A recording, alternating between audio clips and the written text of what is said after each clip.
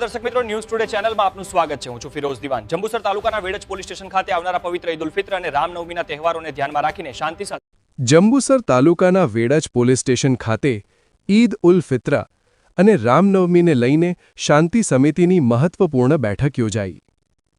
વિગતવાર સમાચાર।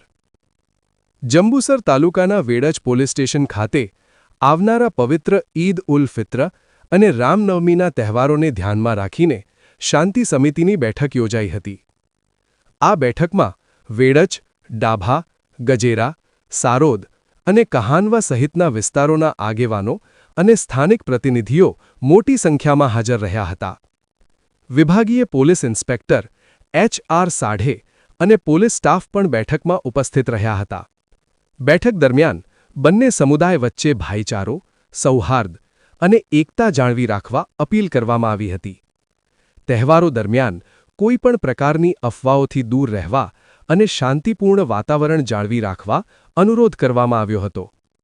આ ઉપરાંત ઈદની નમાઝ અને રામનવમીની શોભાયાત્રાના રૂટ અને સમય અંગે ચર્ચા કરી યોગ્ય આયોજન કરવામાં આવ્યું હતું। પોલીસ તંત્ર દ્વારા કાયદો અને વ્યવસ્થા જાળવવા જરૂરી માર્ગદર્શિકા પણ આપવામાં આવી હતી। આઉટરો। બેઠકના અંતે બંને સમુદાયના આગેવાનો અને પોલીસ તંત્ર દ્વારા ભાઈચારો અને એકતાની ભાવના સાથે તહેવારો ઉજવવાનો સંકલ્પ વ્યક્ત કરવામાં આવ્યો હતો।